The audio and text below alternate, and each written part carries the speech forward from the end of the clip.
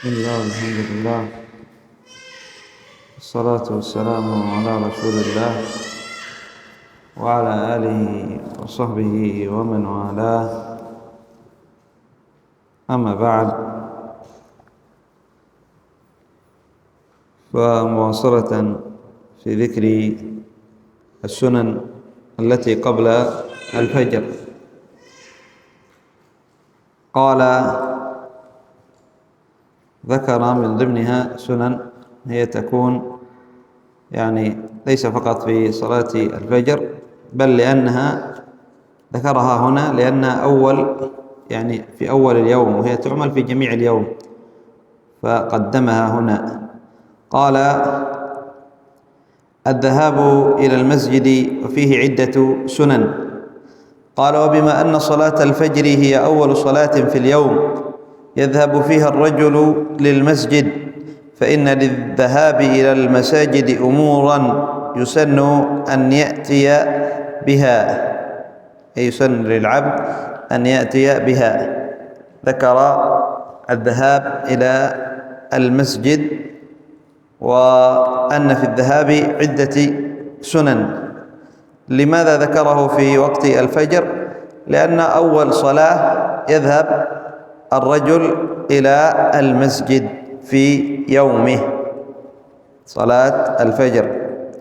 قال واحد، أولا يسن التبكير بالذهاب إلى المسجد لحديث أبي هريرة رضي الله عنه قال قال رسول الله صلى الله عليه وسلم لو يعلمون ما في التهجير لاستبقوا إليه. والتهجير هو التبكير للصلاة، وكان السلف رضي الله عنهم يحرصون على التبكير للصلاة.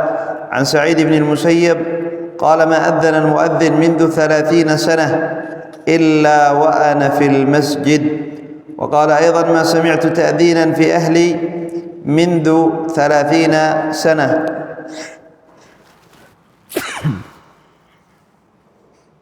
الحمد لله. هذا فيه حرص السلف رضي الله عنهم ورحمهم الله إلى العمل بسنة النبي صلى الله عليه وسلم، إلى العمل بسنة النبي صلى الله عليه وسلم. وهذا الذي ينبغي لنا جميعا أن نحرص على فعل السنن، أنه كما تقدم معنا أنها حصن وسد منيع من ألا نفرط في الواجبات، إذا حرصنا على فعل السنن فهذا من باب أولى أننا نحرص على الواجبات. وإذا فرطنا في السنن الشيطان وسوس لنا أغوانا عن فعل السنن، فإنه يكون سريعا إلى إغوانا عن فعل الواجبات. فهذا سعيد بن المسيب رحمه الله ورضي الله عنه 30 سنة ما يسمع الأذان وهو في بيته. أين يسمع الأذان وهو في المسجد. ما أذن المؤذن منذ 30 سنة إلا وأنا في المسجد. 30 سنة، ليس يوم، يومين، أسبوع، أسبوعين، شهر، شهرين، سنة، سنتين، 30 سنة.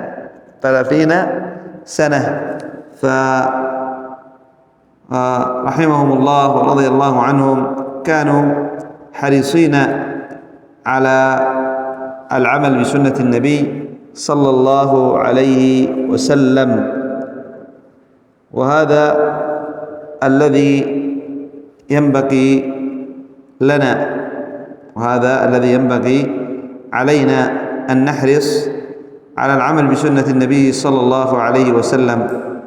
فما ظهر ترك الواجبات والتفريط في الفرائض إلا بسبب ترك السنن والعمل بها، إلا بسبب ترك السنن والعمل بها.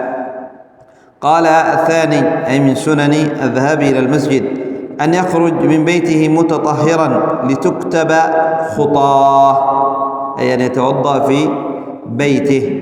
قال لحديث أبي هريرة رضي الله عنه قال قال رسول الله صلى الله عليه وسلم: صلاة الرجل في جماعة تزيد على صلاته في بيته وصلاته في سوقه 27 درجة، وذلك أن أحدهم إذا توضأ فأحسن الوضوء ثم أتى المسجد لا ينهز إلا الصلاة، لا يريد إلا الصلاة، فلم يخطو خطوة إلا رفع له بها درجة وحط عنه بها خطيئة حتى يدخل المسجد، فإذا دخل المسجد كان في الصلاة ما كانت الصلاة هي تحبسه، والملائكة يصلون على أحدكم ما دام في مجلسه الذي صلى فيه، يقولون: اللهم ارحمه، اللهم اغفر له، اللهم اغفر له، اللهم تب عليه، ما لم يؤذ فيه، ما لم يحدث فيه.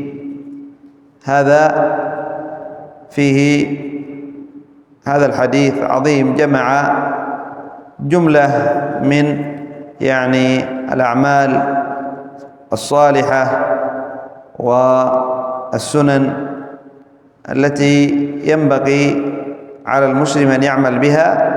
وشاهدنا من هذا الحديث ما ذكره المؤلف حفظه الله هو أن يخرج العبد من بيته متطهرا، أن يخرج من بيته متطهرا. عندما يذهب إلى المسجد لا يذهب ويتوضأ في المسجد، الأفضل والسنة أن يتوضأ في بيته، أن يتوضأ في بيته. قد يقول قائل منكم: نحن الآن لسنا في بيوتنا، لكن هذا تدرس لأجل أن تعلم الناس، وكذلك إذا رجعت إلى بيتك تطبق هذه السنة، أنك لا تذهب إلى المسجد إلا إذا توضأت في بيتك لتنال هذا الأجر. لم يخطو خطوة واحدة، أن تمشي الخطوة الواحدة إلا رفع له بها درجة، إذا رفع رجله رفعت له بها درجة. الآن يمشي هكذا، صح؟ الآن عندما ترفع رجلك ترفع لك بها درجة، يرفع لك بها درجة، ثم تحطها في الأمام لكي تمشي، إلا حط عنك بها خطيئة. فيا الله، كم من درجات ينالها ذلك المتوضئ في بيته ترفع له، وكم من خطايا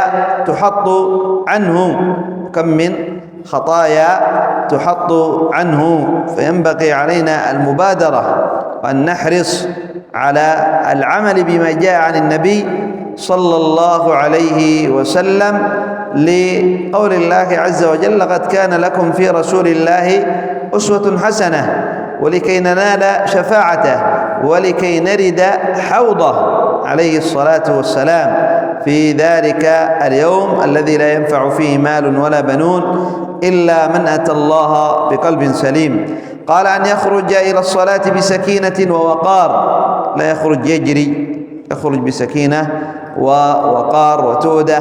قال لحديث أبي هريرة رضي الله عنه عن النبي صلى الله عليه وسلم قال: إذا سمعتم الإقامة فامشوا إلى الصلاة وعليكم بالسكينة والوقار ولا تسرعوا، فما أدركتم فصلوا وما فاتكم فأتموا. وعن أبي هريرة رضي الله عنه أن رسول الله صلى الله عليه وسلم قال: إذا ثوب للصلاة فلا تأتوها وأنتم تسعون، وأتوها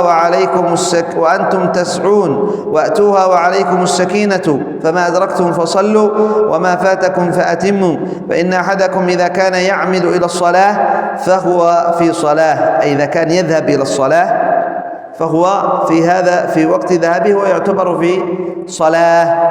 والصلاة ماذا يشرع فيها؟ السكينة والوقار، السكينة والوقار. قال النووي رحمه الله: السكينة التأني في الحركات واجتناب العبث، والوقار في الهيئة كغض الطرف وخفض الصوت وعدم الالتفات. هذا تفسير من الإمام النووي رحمه الله تعالى للسكينة والوقار. السكينة التأني، ليس الإسراع في يعني المشي، التأني في الحركات، واجتناب العبث، اللعب والرمي، يعني يمشي وهو يرمي، يمشي وهو يلعب، يعني إلى الصلاة. هذا السكينة، يعني يمشي بسكينة، لا يعبث ولا يسرع.